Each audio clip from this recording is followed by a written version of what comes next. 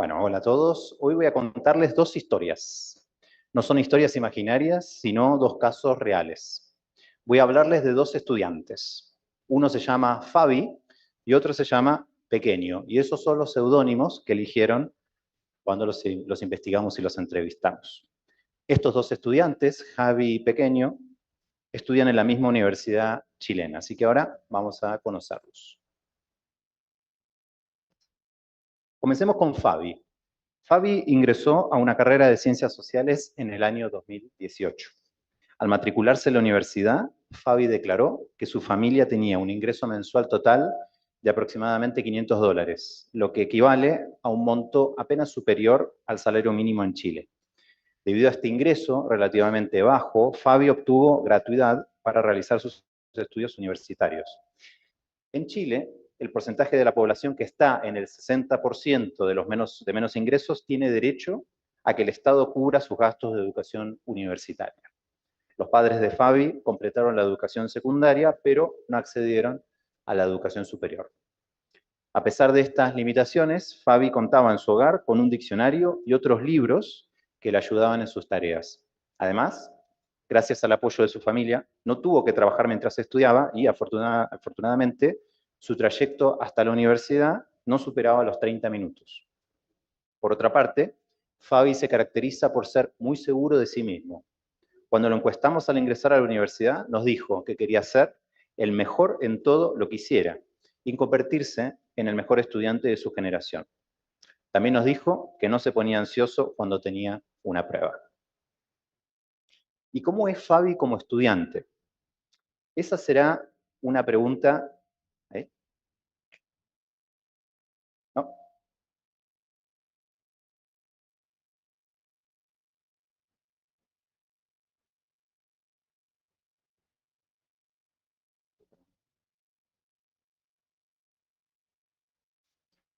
Un momento. ¿Ahí sí? Ahí estamos. Volvamos, venía con el relato, venía bien, ¿cierto? Venía bien. Está. ¿Se ve bien? ¿Sí? Ok. Entonces decía, ¿y cómo es Fabi como estudiante? Esta será una pregunta clave en la charla de hoy. Fabi estudió en una escuela municipal que en el sistema escolar chileno, que está altamente segregado como muchos países latinoamericanos, la mayoría diría, una escuela municipal recibe principalmente a estudiantes de familias de bajos ingresos.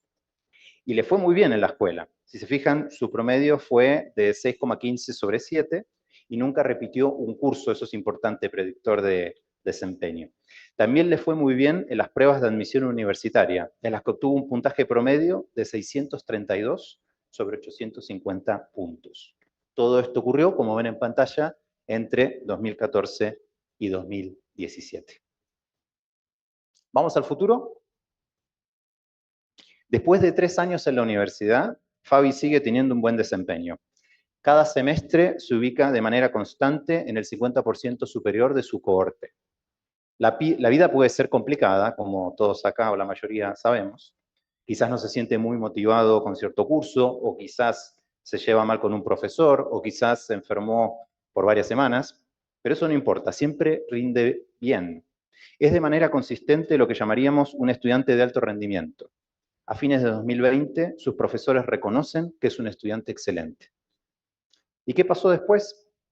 Avancemos aún más en el tiempo. Estamos a fines de 2023 y Fabi ya se ha graduado. Ya posee su título profesional.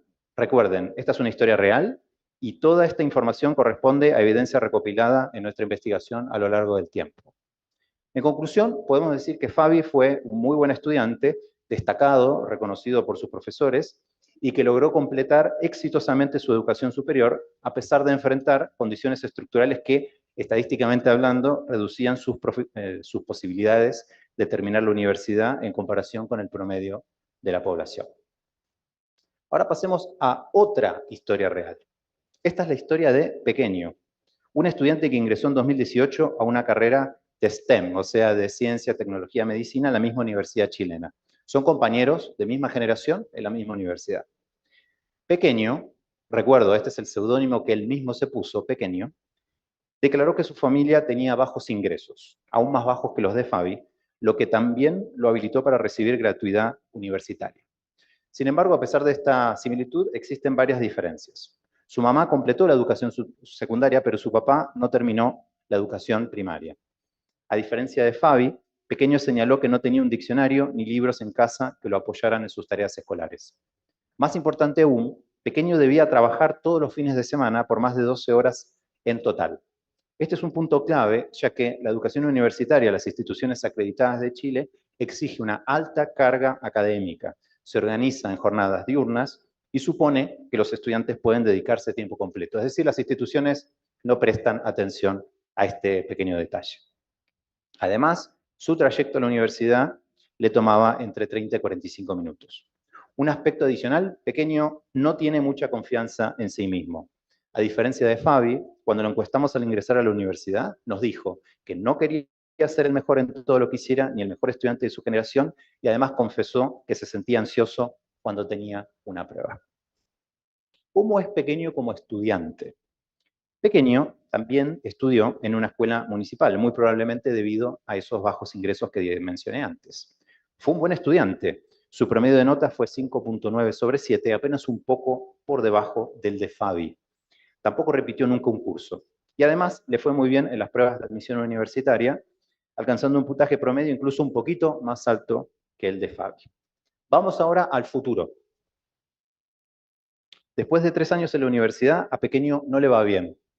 Cada semestre se ubica de manera constante en el 50% inferior de su cohorte. A pesar de sus esfuerzos, a pesar de su trayectoria académica previamente bastante sólida, a pesar de haber obtenido un buen puntaje en las pruebas de admisión universitaria, la universidad resulta muy difícil para Pequeño. Es de manera consistente lo que llamaremos un estudiante de bajo rendimiento. Sigue avanzando, es resiliente, pero apenas cumple con los requisitos mínimos para mantenerse como alumno regular. ¿Y qué ocurrió después? Avancemos aún más en el tiempo, hasta el 2023. Lamentablemente, Pequeño dejó la universidad, probablemente debido a la acumulación de recursos reprobados. A diferencia de Fabi, las dificultades que venía enfrentando no le permitieron completar su educación superior. Podemos concluir que, pese a sus logros, pese a sus esfuerzos, Pequeño transitó un camino académico accidentado y difícil, con calificaciones bajas, lo que le impidió graduarse. Por supuesto, esta imagen es incompleta y pueden existir muchos otros factores y variables en juego. Pero por ahora quiero que nos enfoquemos en los contrastes entre dos estudiantes que eran bastante similares en cuanto a sus condiciones de origen, salvo por algunas diferencias clave como la necesidad de trabajar o la confianza, y que tuvieron trayectorias académicas parecidas en la escuela, pero que terminaron con desempeños fuertemente contrastantes en la educación superior. Uno que llamaremos de alto rendimiento y otro de bajo rendimiento. Y permítanme enfatizar una vez más que estamos hablando de dos historias reales. En la pantalla pueden ver una fotografía de la Universidad Chilena donde estudiaron Fabi y Pequeño. Incluso puede que ellos estén en esa foto si miramos con atención. Ellos forman parte de esos estudiantes con sus miedos, sus ansiedades, esperanzas, decepciones, compromisos altibajos, momentos de entusiasmo y momentos de tristeza. Y acá viene la pregunta que organiza esta conferencia. ¿Fabi y Pequeño leen y escriben de manera diferente o de forma similar? ¿Se relacionan sus modos de escribir, sus estrategias de lectura, sus mundos letrados con las diferencias en su desempeño académico en la universidad? ¿Qué piensan ustedes? Porque hasta ahora no he dicho nada acerca de cómo Fabi y Pequeño leen y escriben. ¿Cuántos estudios e investigaciones se le vienen a la mente a ustedes que demuestren de manera holística y a largo plazo la relación entre lectura y escritura, por un lado, y desempeño y aprendizaje, por el otro? ¿Cuántas investigaciones holísticas a lo largo del tiempo se les ocurren? Pueden citar. Es probable que no muchas. Pero ahora intenten recordar cuántos artículos y libros argumentan teóricamente que sí existe esa relación entre escritura, lectura y desempeño académico. Y en este caso es probable que todos nosotros podamos citar rápidamente 1, 2, 3, 4, 5 de esos textos. De hecho, en pantalla ven el código QR y la ilustración de uno de los motivos por los cuales planteamos teóricamente que la lectura y la escritura son fundamentales para el desempeño. Yo mismo colaboro con ese segundo grupo de textos más teóricos. ¿Por qué es importante esta pregunta por la relación entre lectura, escritura y desempeño? ¿Por qué es relevante aportar evidencia empírica para responderla? Porque nuestro trabajo como docentes de escritura o como docentes de las disciplinas que aprovechen la escritura se basa en el supuesto teórico, de que los mejores lectores y escritores aprenderán mejor y tendrán un mejor desempeño en la universidad, ¿cierto? Todos estamos de acuerdo con eso. Sin ese supuesto, gran parte de lo que hacemos diariamente perdería sentido. Las autoridades, ¿sí?, nuestros jefes, decanos, decanas, rectores, cerrarían los cursos de escritura, los centros de escritura, los programas de escritura, y redirigirían esos recursos a otros propósitos. Y sin embargo, no existen tantos estudios que se pregunten esto de manera sistemática, con seguimiento a largo plazo de jóvenes escritores y triangulando distintos tipos de datos respecto de cómo leen y escriben. Así que sí, debe haber alguna diferencia en cómo leen y escriben los estudiantes de nuestra historia, debe haber algunas diferencias entre Fabi y Pequeño. En cierto modo, comprender mejor cómo lee y escribe Fabi puede ofrecernos pistas valiosas para apoyar mejor a Pequeño. Y, por supuesto, a todos los pequeños, comillas, del mundo, en su experiencia en la universidad. Ese es el tema que vamos a explorar hoy. Ahora quisiera presentar el diseño de investigación. Todo esto hay que convertirlo en un diseño concreto, ¿cierto? Repito, nuestra pregunta de investigación es relativamente simple, pero central para nuestro trabajo como docentes de escritura académica. ¿Cómo se relaciona la lectura y la escritura con el desempeño? Nos basamos en una distinción y articulación entre productos, procesos y prácticas. Tres aspectos necesariamente complementarios al estudiar cómo las personas leen y escriben. Específicamente, para estudiar los productos, abordamos los textos escritos producidos por jóvenes escritores, en particular su desempeño en pruebas estandarizadas de lectura y escritura. Nuestra pregunta de investigación fue: ¿en qué medida se relacionan diferentes pruebas estandarizadas de lectura y escritura con el desempeño académico en la universidad? Las pruebas estandarizadas de alto impacto son muy comunes en muchos países, como en Chile, también aquí en Colombia. Por eso decidimos incluirlas en nuestro análisis. Analizamos pruebas a nivel de educación secundaria, de selectividad para el ingreso a la universidad y de diagnóstico universitario. Un total de aproximadamente 900 respuestas que representan el estudiantado total de una universidad regional selectiva en Chile. En segundo lugar, para estudiar lo que piensan los estudiantes sobre lectura y escritura, exploramos sus concepciones implícitas sobre qué estrategias son mejores, así como su sentido de autoeficacia al leer y escribir.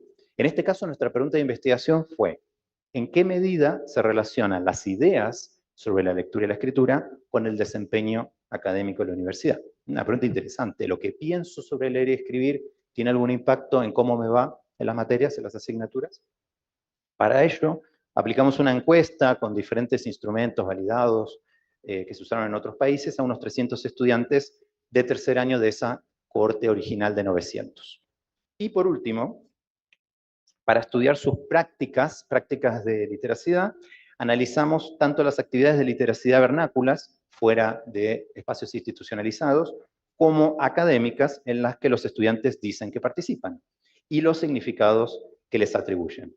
Más específicamente nos preguntamos: ¿en qué medida se relacionan las prácticas de literacidad, por ejemplo, lo que leo y escribo con mis compañeros, con mis amigos o en solitario, con el desempeño académico en la universidad?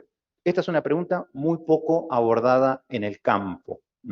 Es muy poco común que las investigaciones que se interesen por las prácticas de literacidad con un enfoque sociocultural crítico también se pregunten por desempeño y aprendizaje. Ese cruce, no hay mucho diálogo ahí.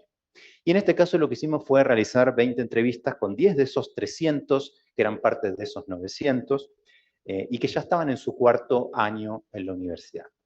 En esta presentación me voy a centrar únicamente en este tercer estudio de las prácticas de literacidad con 10 informantes. Queremos comprender la lectura y la escritura como prácticas sociales en las que los estudiantes participan en distintas esferas de la vida y con diversos propósitos. Pero, para ser consistentes con el marco de los tres aspectos productos, procesos y prácticas, también vincularemos algunos hallazgos sobre prácticas con resultados de los otros dos estudios.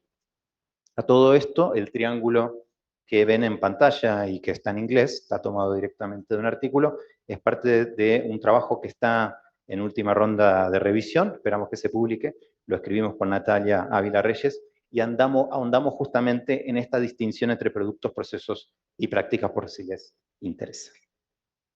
Muy bien, como les decía, seleccionamos a 10 estudiantes de cuarto año de la cohorte original de 900. 5 con un desempeño consistentemente alto, como Fabi, el primer caso que vimos, y 5 con un desempeño consistentemente bajo, como Pequeño, el segundo caso que comentamos. ¿Y cómo medimos esto? También, como mencioné antes, identificamos a los estudiantes que a lo largo de los 6 semestres previos habían estado de manera constante el 50% inferior de la distribución de notas de su carrera, estudiantes que consideramos de bajo desempeño, o en el 50% superior, estudiantes que consideramos de alto desempeño. Es decir, una manera de hacer un muestreo en donde podemos identificar ese estudiante que siempre le cuesta, así como ese estudiante que nunca le cuesta y siempre es destacado a lo largo de los 3 años previos.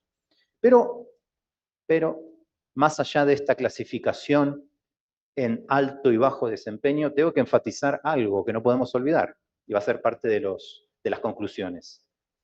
Todos estos estudiantes, estos 10, llegaron a su cuarto año de universidad. Desde esa perspectiva, todos son buenos estudiantes, resilientes y exitosos. Esto es importante porque, como les decía, nos ayudará a interpretar algunos de los hallazgos. Todos son estudiantes capaces, pero algunos simplemente enfrentan más desafíos que otros. Ahora, estos desafíos no son meramente anecdóticos en sus trayectorias, amenazan directamente sus posibilidades de completar sus carreras.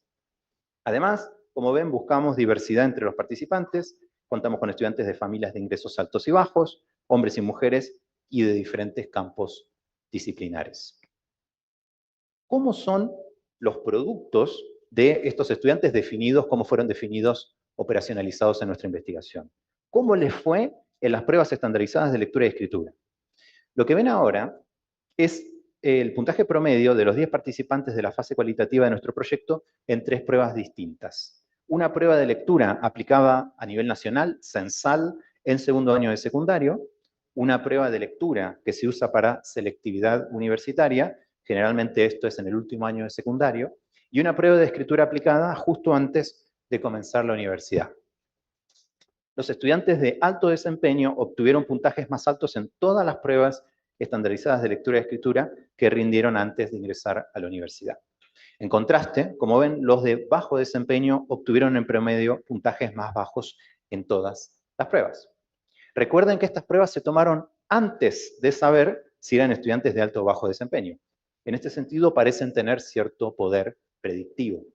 Aquí estoy mostrando únicamente algunas tendencias descriptivas basadas en un número reducido de casos. Si hay algún estadístico en sala, se va a querer cortar las venas con esto. Pero este estudio se amplió luego a la población completa de 900 estudiantes que ingresaron a la universidad en ese año en particular, y la tendencia se confirmó. El rendimiento de las pruebas estandarizadas de lectura y escritura puede predecir el éxito académico en mayor o menor medida en la universidad. Dicho de otro modo, leer y escribir mejor está vinculado a rendir mejor en la universidad, al menos medido de esta manera. Y vamos así respondiendo de a poco con evidencias a nuestra pregunta de investigación. Por supuesto, ahí eran los estadísticos que se cortaban las venas, ahora serían más los de perspectivas socioculturales cualitativas. Los productos no pueden limitarse a cómo los estudiantes leen y escriben en pruebas estandarizadas, pero constituye un punto de partida valioso para nuestra discusión de hoy, porque las pruebas estandarizadas suelen tener consecuencias muy significativas en la vida de las personas, sobre todo, como decían algunos países, que abrazan las pruebas estandarizadas con más cariño que otros. Tienen un efecto fuerte, determinante en la vida de un estudiante chileno, por ejemplo, pero no lo tienen en la vida de un estudiante argentino, para comparar dos países con políticas diferentes.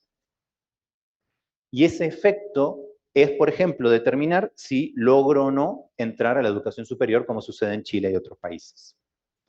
Ahora, ¿Qué piensan estos estudiantes? ¿Cuáles son sus ideas sobre la lectura y la escritura?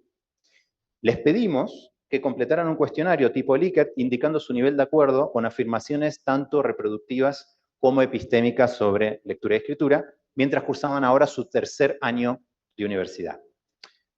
Para quienes no estén familiarizados con estos conceptos, las concepciones epistémicas entienden la literacidad como una herramienta para aprender, para construir conocimiento, para comunicarse con audiencias distintas, mientras que las concepciones reproductivas ven la literacidad como un proceso retórico mecánico, superficial, lineal y generalista. Por lo tanto, un lector y escritor más competente mostrará mayor acuerdo con afirmaciones epistémicas y menor acuerdo con afirmaciones reproductivas. ¿Se relacionan estas concepciones con el rendimiento académico? Bueno, lo que vemos acá es que sí. Encontramos que los estudiantes de alto desempeño tienden a sostener concepciones más complejas y sofisticadas sobre la lectura y la escritura que los de bajo desempeño. Además, los de alto desempeño también tienen una percepción más positiva de su propia capacidad para leer y escribir en tareas puntuales, lo que se llama autoeficacia, que los de bajo desempeño. Estos son solo datos promedio de una pequeña muestra, como decía antes, pero, al igual que en el caso anterior, aplicamos este instrumento a una muestra más amplia de 300 estudiantes diversos, y estas tendencias se confirmaron. La semana pasada estuve en Austria en el Congreso Early presentando justamente ese estudio, el estudio 2. Tener ideas mejor fundamentadas sobre la lectura y la escritura está vinculado a un mejor desempeño en la universidad. Y algo más, estamos procesando esos datos todavía, pero encontramos que puede ser un predictor de abandono universitario. Los estudiantes con concepciones menos informadas tienden más a dejar sus estudios. Muy bien, ahora que sabemos más sobre cómo nuestros estudiantes leen e escriben textos en contextos de pruebas estandarizadas y qué piensan acerca de la lectura y la escritura, nos toca explorar sus prácticas letradas. Este es el foco hoy, ¿sí? Esta dimensión suele requerir datos más variados y longitudinales para comprender mejor las experiencias, perspectivas e interpretaciones de los estudiantes. Por eso compartiré ahora algunos antecedentes sobre sus trayectorias escolares y contextos. Primero, vamos a hablar un poquito de los contextos. En primer lugar, lo que observamos, lo que ven en pantalla, es un contraste claro, sorprendente. Los estudiantes de bajo desempeño trabajan a tiempo parcial desde que ingresan a la universidad, mientras que ninguno de los estudiantes de alto desempeño trabaja, aun cuando varios provienen de familias de bajos recursos. Otro contraste interesante, tanto los estudiantes de alto como los de bajo desempeño tuvieron trayectorias académicas sólidas en la educación secundaria, todos ellos fueron buenos estudiantes, pero los de alto desempeño obtenían resultados aún mejores. Existe una clara consistencia en sus perfiles académicos destacados a lo largo del tiempo. Cuando les preguntamos por el acceso a herramientas y dispositivos para estudiar y aprender, una de las diferencias más notorias apareció en el acceso a libros en el hogar, incluido un diccionario. Los estudiantes de alto desempeño reportan un entorno familiar más favorable para el estudio académico. Finalmente, un aspecto contextual importante a considerar. Seguimos las trayectorias de estos estudiantes luego de nuestras entrevistas hasta el año pasado y encontramos una realidad muy marcada y muy dolorosa. De los 5 estudiantes de alto desempeño que entrevistamos al comenzar su cuarto año, las carreras son de 5 años, hacia el final de su sexto año, 4 ya se habían graduado y el estudiante restante seguía matriculado y avanzando en una carrera particularmente larga, en ese caso medicina. ¿Sí? Les va súper bien y ya son profesionales en su mayoría fuera de la universidad. En contraste, el panorama de los estudiantes de bajo desempeño es mucho más desalentador.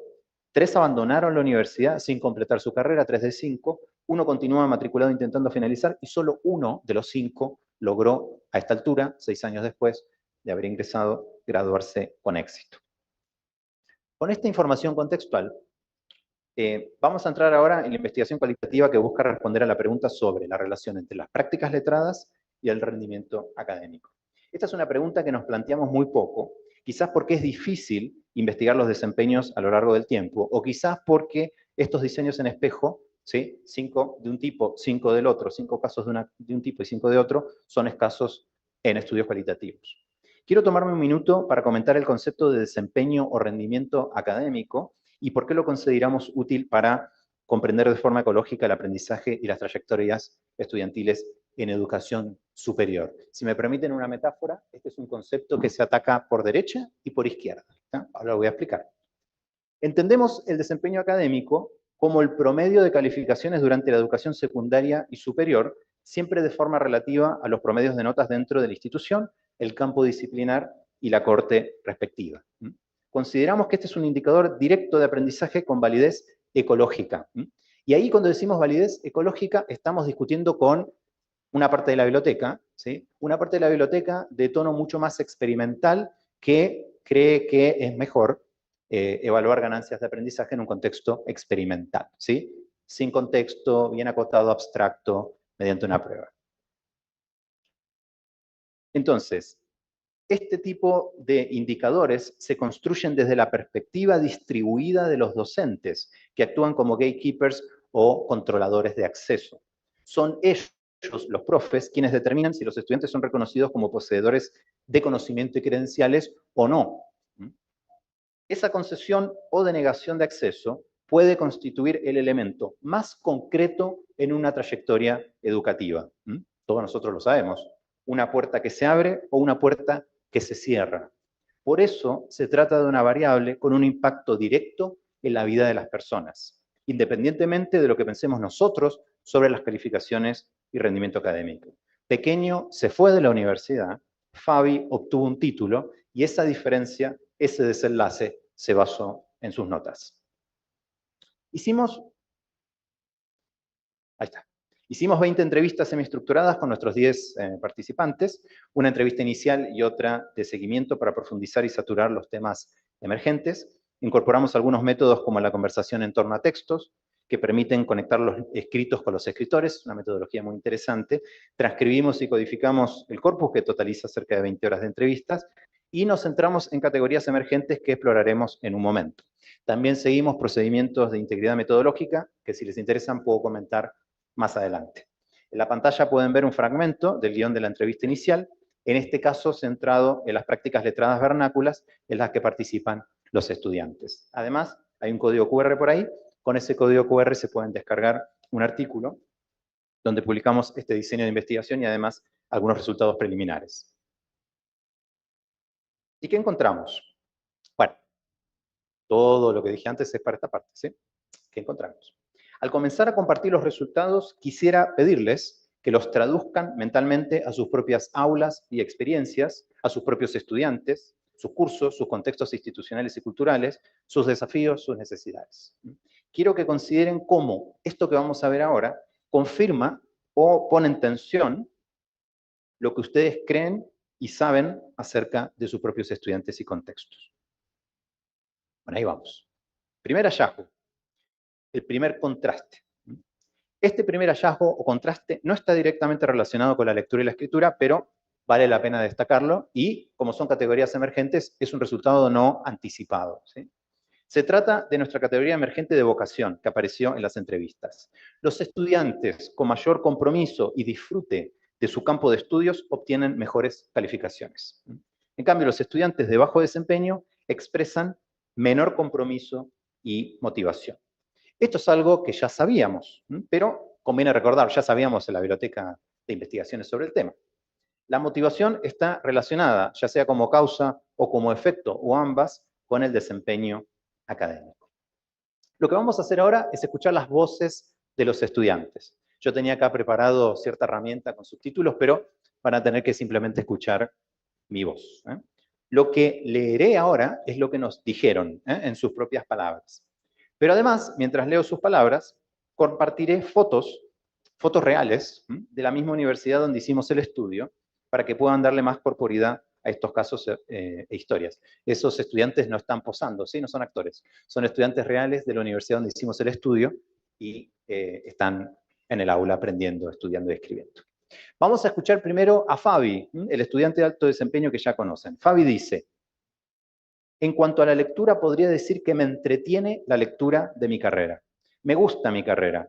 Igual como que lo considero dentro de un hobby, por decirlo así, el leer para la universidad. La verdad es que a medida que pasan los ramos, las materias, me doy cuenta de que me gusta mucho más la psicología de lo que lo tenía contemplado al momento de postular a esa carrera. Escuchemos ahora a Erizo, Un estudiante de bajo desempeño que estudia, atención a esto, estudia la carrera de Ingeniería Industrial. Y Erizo, se puso ese nombre, no le preguntamos por qué, ¿sí? Erizo nos dice lo siguiente: yo creo que hubiera estudiado teatro. Fue mi gran como problema al momento de entrar a la universidad. La verdad es que no tuve la oportunidad de escoger. Fue mi familia quien me lo terminó implantando. No me gusta la universidad como tan formal. No sé, no me gusta ver a gente como estresada estudiando algo que ama, o las posibilidades o imposibilidades de ciertas personas. Fabi se entusiasma cada vez más con su carrera, con psicología, quizás porque le va bien, ¿no? Causa-consecuencia, decíamos, ahí es un poco más ambiguo. En contraste, Erizo ama el teatro, pero por presión familiar ingresa a ingeniería industrial, una carrera que su familia probablemente financia de su propio bolsillo, ya que Erizo, como quizás vieron antes, no califica para gratuidad. Con la siguiente categoría, siguiente resultado, nos acercamos un poco más a la lectura y la escritura, aunque seguimos trabajando desde cierta distancia. Encontramos una diferencia en las habilidades de autorregulación declaradas entre estudiantes de alto y bajo desempeño. Los de alto desempeño cuentan con estrategias de autorregulación bien desarrolladas. Organizan de manera eficaz su tiempo y su espacio de estudio para leer y escribir. En contraste, los estudiantes de bajo desempeño reportan dificultades de organización y obstáculos externos. Y vamos a escuchar algunos ejemplos de esto, mientras seguimos viendo fotos reales de ellos. George, estudiante de alto desempeño, nos dice: se podría decir como actividades de escritura en relación como bien a la organización. Casi todo lo planifico, entonces para planificar también tengo que leer como una hoja de ruta o algo así. Planificar todo lo que tiene que ver con mis tiempos también, dice George. Mientras tanto, María, una estudiante de bajo desempeño, comparte una visión opuesta. Y en la casa encuentro hacer un trabajo así fuera de la universidad, para mí es más complicado, porque aquí en la casa me distraigo demasiado. Me pongo a hacer un trabajo como a las 5, y después ya del trabajo avancé como 15 minutos, me fui a pasear para abajo, me puse a hacer otras cosas, me pongo a ver una serie, pero no sé, no puedo hacer el trabajo en la casa. Pasemos ahora a las estrategias de lectura y escritura en contextos académicos. El primer hallazgo es que los estudiantes de alto y bajo desempeño comparten ciertas estrategias comunes. Todos planifican su trabajo, utilizan apuntes de clase, releen, subrayan y toman notas. Estas estrategias compartidas tienen sentido. Pese a las diferencias en su rendimiento, todos estos estudiantes, decíamos antes, ingresaron a la universidad, aprobaron pruebas de admisión altamente selectivas y continuaron sus estudios, al menos hasta su cuarto año.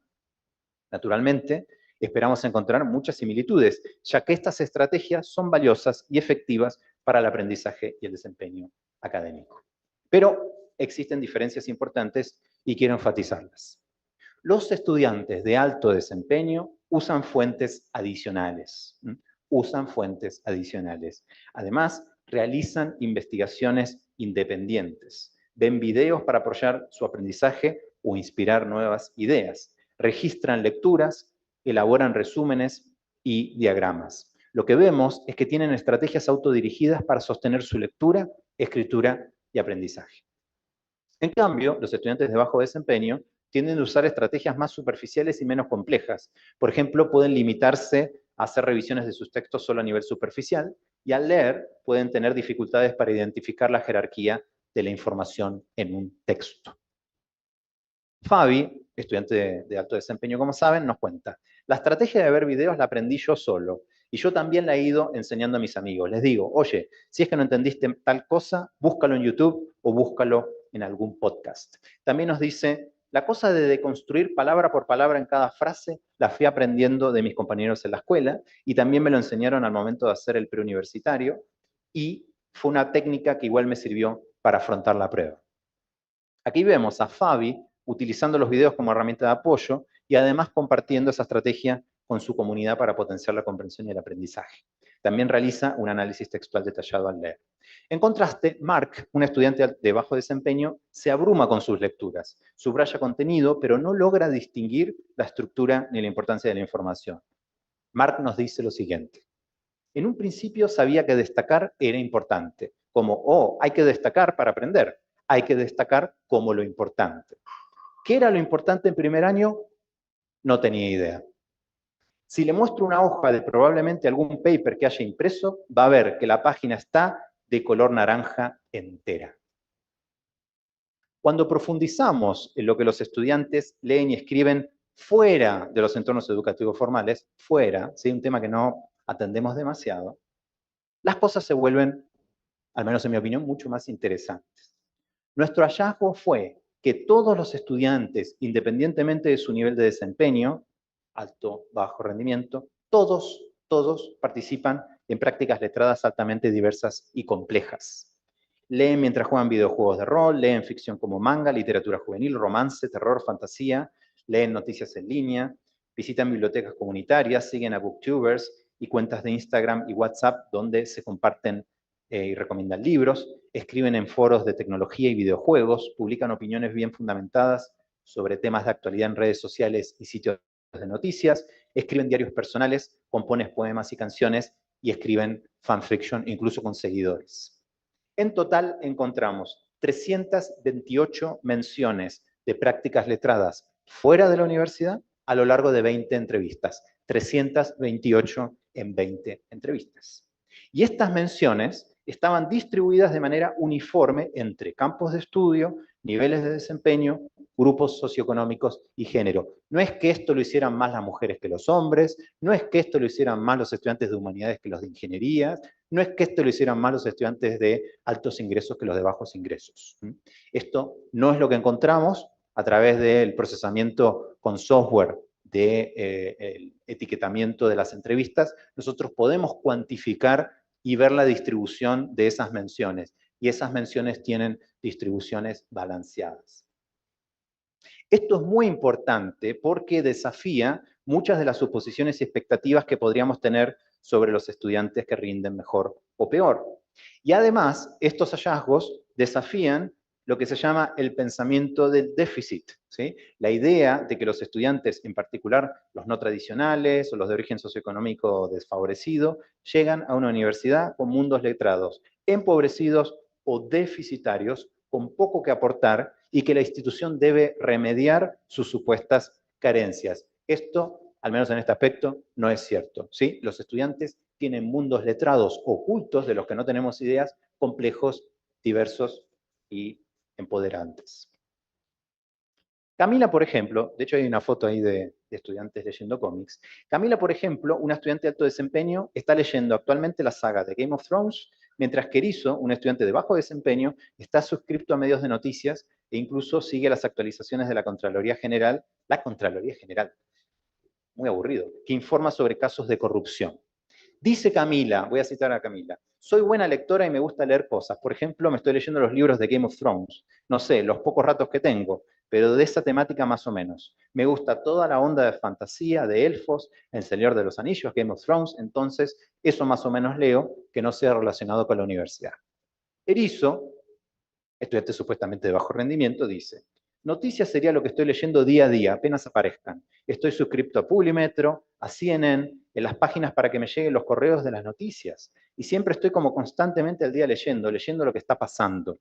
Temas públicos a nivel nacional me interesa demasiado. La página de internet de la Contraloría también es la que paso metido para ver las gestiones que se están haciendo actualmente, pero es por gusto propio. En relación con la escritura, eso era lectura, en relación con la escritura, encontramos un conjunto de actividades que van más allá de estas esferas más individuales y familiares. Se trata de prácticas complejas en línea, online, que permiten la participación en comunidades a gran escala, muchas veces multilingües, donde los estudiantes asumen roles de pares y donde la escritura y la lectura se realiza de manera colaborativa con otras. Y aquí volvemos a los dos casos del principio, ¿sí? Fabi y Pequeño, supuestamente muy diferentes entre sí. Vamos a ver qué hacen fuera de la universidad. Empezamos con Fabi. Fabi dice, en las redes sociales paso todos los días comentando cosas. Mis comentarios son largos igual, como intentando debatir con la gente o apoyando algunos comentarios que dicen, y en cuanto a escribir en portales de noticias, cada vez que leo una, y si me dan, o sea, como que me da las ganas de expresar mi opinión, lo hago. Pequeño. Yo estoy en foros de videojuegos, entonces yo me considero que conozco mucho acerca de, no sé, de la consola Nintendo Switch. Entonces, en ese foro yo ayudo a las personas que encuentro que no saben mucho y ahí me comunico con ellos, y ahí es cuando yo me escribo. Lingüistas en sala, y ahí es cuando yo me escribo. Hermoso. Así, Pequeño, de bajo desempeño, comparte sus conocimientos técnicos sobre videojuegos y software en foros en línea para ayudar a otros. Fíjense el rol en el que se pone, ¿sí? Fabi, de alto desempeño, por su parte, escribe opiniones extensas y dialógicas sobre temas de actualidad en sitios de noticias. Según Fabi, esta escritura pública funciona como, comillas, un espacio de validación. Esas son las cosas que nos dicen en las entrevistas. Son todos posibles títulos de paper, ¿sí? Un espacio de validación. Frente a comunidades amplias y diversas de pares. Es muy interesante esta coincidencia en su calidad y empoderamiento como escritores comunitarios entre ambos estudiantes, Fabi y Pequeño, porque al principio los distinguimos como desempeños diferenciados. Fabi y Pequeño tienen cosas en común también como escritores, al menos fuera de la universidad. Pero, a pesar de la riqueza muchas veces oculta de las prácticas letradas fuera del aula, encontramos un contraste muy interesante. Este es, en mi opinión, uno de los resultados más sorprendentes del estudio. Los estudiantes de alto desempeño identifican más cantidad y más complejidad en las conexiones entre la lectura y la escritura dentro y fuera de los contextos educativos. Los estudiantes de bajo desempeño identifican menos conexiones y de menor complejidad, más superficiales, entre lo que leen y escriben en el aula y lo que leen y escriben fuera del aula. Vamos a algunos ejemplos. Fabi, que además de escribir opiniones, es un poeta y un cantor, el estudiante del principio, dice: la escritura de poemas y canciones también me ha ayudado en la universidad. En el trabajo que, por ejemplo, les mandé, nos mandó a nosotros como investigadores, traté de utilizar igual metáforas o cosas así, entonces siento que igual me ha ayudado bastante y a veces los profes me dicen, como que me lo hacen saber, oh, me gustó esta metáfora, tiene toda la razón, o no, quizás le falta esta otra parte, o cosas así. Entonces, en el caso de Fabi, observamos una transferencia estratégica de su escritura creativa hacia las tareas académicas universitarias. Pero para María, una estudiante de bajo desempeño, leer dentro y fuera de la universidad se siente muy diferente. Ella es una lectora voraz, pero solo disfruta la lectura fuera del contexto académico. María nos dice, no, es distinta la lectura, porque cuando leía lo hacía como con placer, así de saber, sentir la emoción de leer el libro y qué es lo que venía, pero no sé, es distinto los textos que dan, que hay que leer para los cursos. En suma, los estudiantes de alto desempeño tienden a integrar y transferir sus experiencias letradas y extracurriculares al trabajo académico de maneras complejas y estratégicas, con frecuencia relacionado con el contenido, la estructura, la argumentación o el razonamiento. En cambio, los estudiantes de bajo desempeño ven más contrastes que continuidades y cuando llegan a ver conexiones suelen centrarse en aspectos superficiales como la gramática o la ortografía. A todo esto está por salir un artículo, está escrito en inglés, sobre este hallazgo en particular. Para ir terminando, quiero compartir un hallazgo que también nos sorprendió mucho. Los estudiantes de alto desempeño reportan leer y escribir con otros, de manera espontánea y sin que sea algo solicitado por los docentes. En contraste, los estudiantes de bajo desempeño prefieren leer y escribir solos, prefieren leer y escribir en solitario, salvo que un docente les exija trabajar en grupo. El contraste es muy fuerte. Camila, una estudiante de alto desempeño, nos dice, con mis amigas, que siempre vamos leyendo, yo creo que todos los estudiantes lo hacen. ¿Ya? ¿Leíste el texto? Sí. ¿Qué piensas tú? ¿Qué está diciendo acá entonces? Entre nosotras quizás ir construyendo lo que quería decir el autor o nuestra interpretación de lo que quería decir el autor. Lili, estudiante de bajo desempeño, en contraste dice, la lectura igual es una actividad que prefiero hacerla sola, porque es como que lo disfruto más. Es como el momento de estar como sola, quizás, de despejar la cabeza. Y bueno, el tema de tener un poco esa intimidad, esa como estar como alejada de todos. El contraste es súper fuerte. El mismo contraste se aplica a la escritura. Fabi nos dice, mi hermano me suele leer los trabajos de la universidad también y me va diciendo, oye, esta oración podría estar de esta otra manera, o no sé, yo también voy haciendo lo mismo con él. Erizo, estudiante de bajo desempeño, dice, yo soy el que normalmente se ofrece a escribir eso porque prefiero hacerlo yo.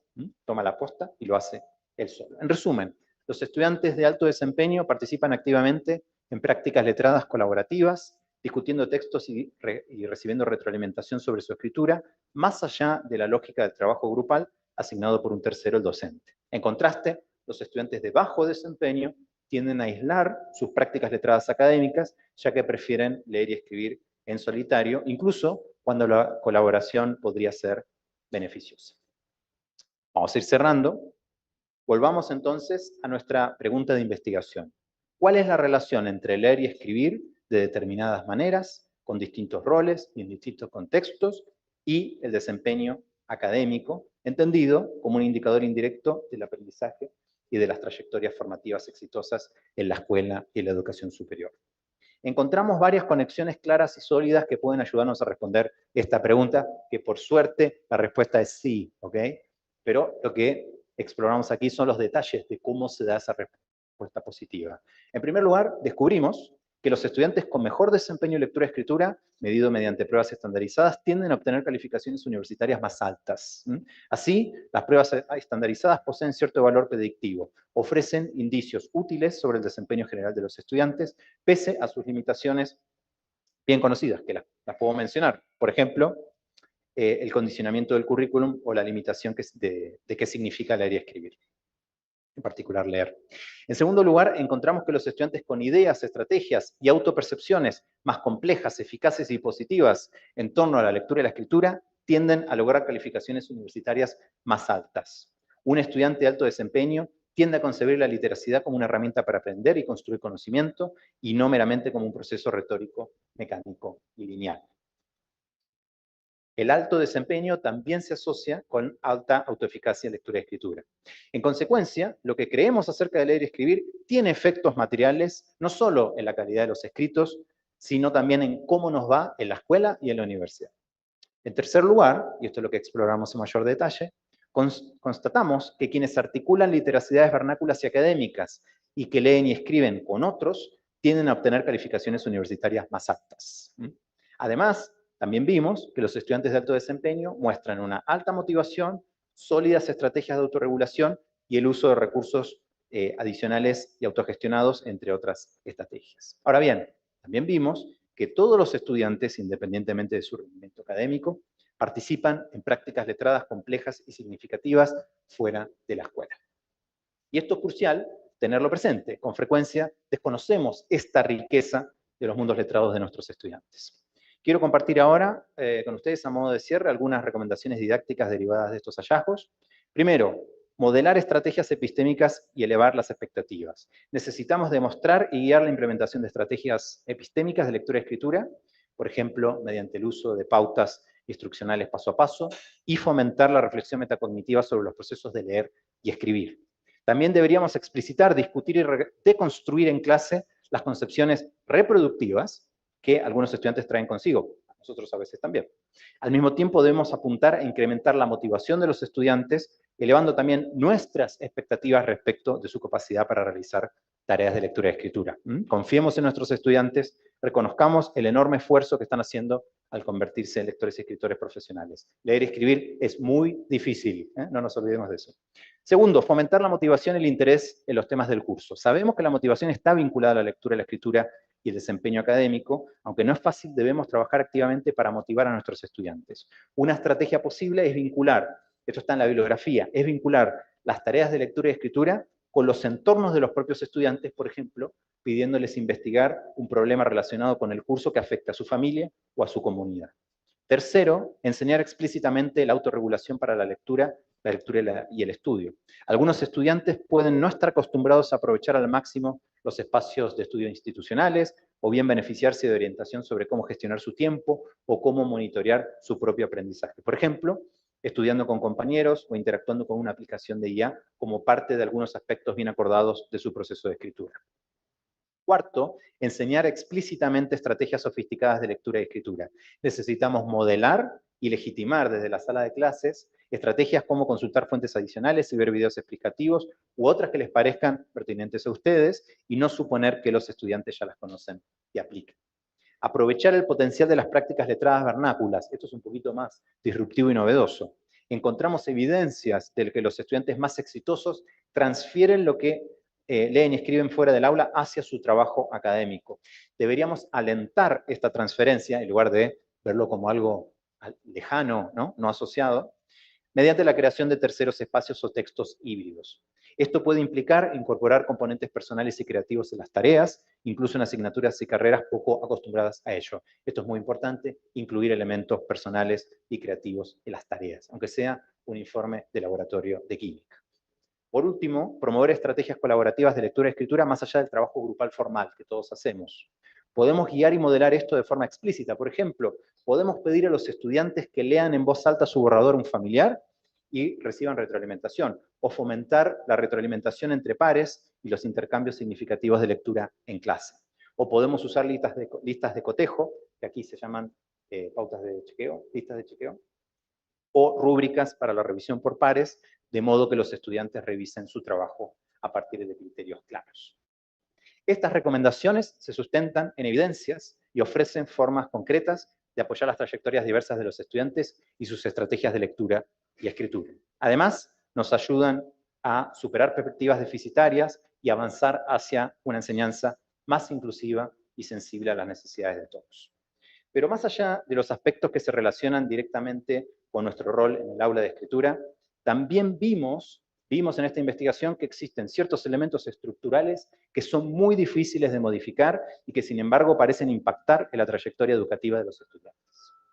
Este no fue el foco principal de la investigación, así que lo mencionaré solo como una pista para futuras investigaciones. Observamos que los estudiantes con menor desempeño y que poseen concepciones y estrategias de escritura menos informadas son también quienes tienen menos tiempo para estudiar y aprender. Todos nuestros estudiantes de bajo desempeño trabajan para llegar a fin de mes dentro de una estructura curricular que no se acomoda a esa realidad. Es probable que algunos estudiantes no necesiten únicamente una mejor didáctica de la escritura, sino también apoyo financiero que les permita dedicar más tiempo a asistir a la universidad, estudiar y aprender. Volvamos para cerrar a nuestro estudiante del comienzo, a Pequeño. En la pantalla pueden ver otra imagen de los estudiantes de su universidad y quizás uno de ellos también sea Pequeño. Pequeño nos dijo esto en la entrevista y con esto cierro. Yo tengo una mochila de Uber Eats. Entonces, cuando tengo tiempo, hago entregas con la aplicación, porque ando en bicicleta y la verdad es que me encanta andar en bici. Y puedo decir que fácil hago 30 kilómetros todos los días. Entonces, igual quizás ese es un peso que no siento tanto porque yo me gusta andar en bicicleta, pero tener que estar saliendo de la casa, igual no lo hago siempre, porque lo hago como cada ciertos momentos. Porque ahora, por ejemplo, yo soy el que paga el internet y ver a mi mamá que está pagando 30 lucas de agua y luz es como ya. Si me voy un día de paseíto, voy y después tengo plata para pagar eso. Quizás trato de tener días en los que estudio y días en los que salgo a pedalear. Y quizás eso a veces me afecta, porque si tuviera más días de estudio, quizás no me iría como me va. Esta cita ilustra no solo la resiliencia de Pequeño, su compromiso, ¿sí?, su fuerza, sino también cómo las condiciones materiales limitan el tiempo y las oportunidades de aprendizaje de los estudiantes y cómo esto a su vez puede impactar en su rendimiento académico. Este fragmento nos recuerda que la didáctica de la escritura por sí sola no basta. Las desigualdades estructurales exigen respuestas a nivel institucional, económico y de política pública si realmente queremos apoyar a estudiantes como Pequeño.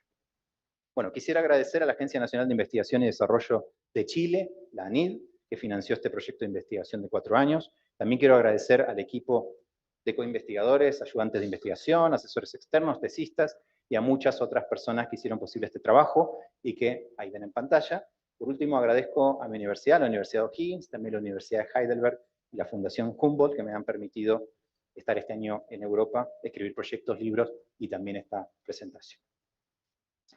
Cierro esta conferencia, si me permiten esta licencia, con lo que usualmente se hace al comienzo. Quiero agradecer a la Universidad de Antioquia, al comité organizador del V Congreso Internacional de Investigación Lingüística, especialmente a mi colega Juan David Martínez, por la invitación para acompañarlos hoy.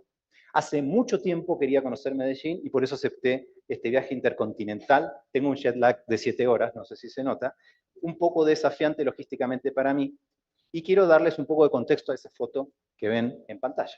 Esa, como saben, es una bandeja paisa. Me la terminé entera en una visita a Cartagena de Indias en febrero de 2020, pre-COVID. No fue fácil, y creo que me tuve que ir a dormir una siesta después de eso. Pero recuerdo que algunos amigos paisas me dijeron que no, que tenía que venir a Medellín para probar la verdadera bandeja paisa. Voy a dar algunos nombres. Raúl Mora me dijo, en Cartagena no cuenta, hasta que no vengas a Medellín. Y David Londoño, que está por ahí, agregó, la versión cartagenera de la bandeja paisa tiene 5.000 calorías menos. Así Federico Navarro, que todavía queda pendiente esa prueba. Esto fue en el 2020. Eso fue ayer. 5 años después, tuve la suerte de poder visitarlos y ayer mismo al mediodía, estuve caminando por el poblado y me pedí una bandeja paisa, la verdadera, que pueden ver en pantalla, y tengo que ser muy honesto, mucho más rica que la anterior. Muchas gracias.